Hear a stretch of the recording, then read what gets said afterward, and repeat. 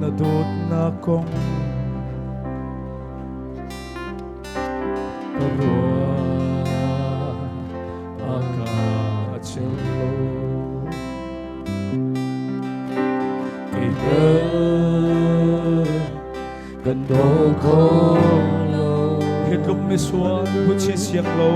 hitluk mi suan buchi siang lo nakapet kapun na tok lo wasi kalunglong na mithi tu along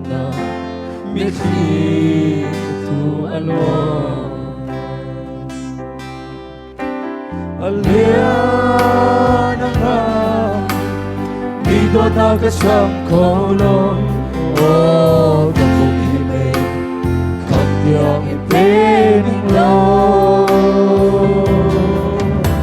at susong aruli na siyang kolong o pagkalong na ito alam lay chung kaakasin chung kaakasin dot na kachim tiam lo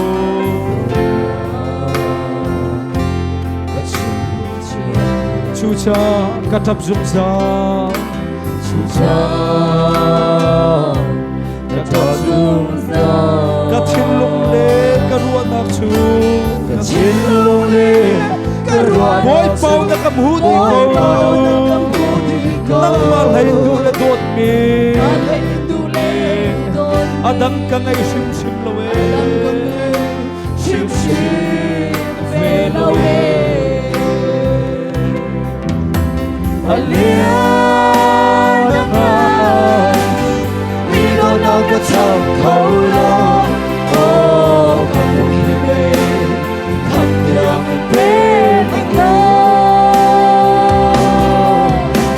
at susong di aruli na siyang kaulong o pagpalong na pithi tu along lomok na kaksatin lomok na kaksatin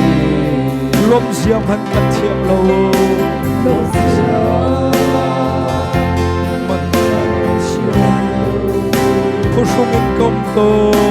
pusungin kong to sing tunumhan yan sa do sing tunumhan yan chu presa ngay chau ang piang khâu lâu bôi ma cây rụng đi cầm chưa khâu lại đâu thiên khâu lại lại đâu alia na nga đi đôi nào cả trong khâu lâu o kapong himay kagyang ipining lo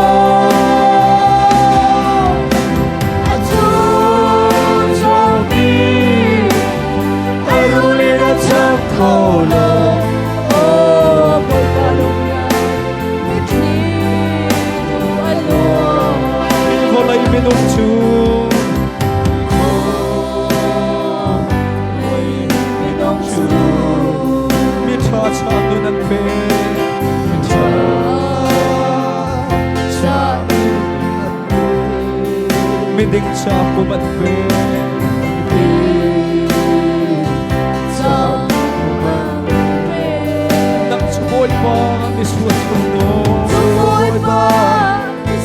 kay chandut na pek kichu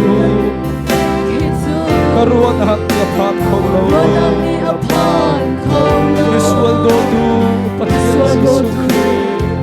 hallelujah oh saname praise the Lord ino na katong kolong o kapong himay kagyang ipining lo at susong di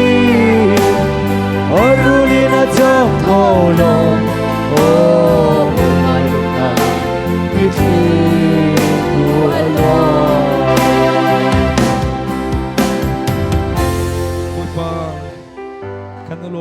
가늘롬 또 갚아 나면 당차되는 것이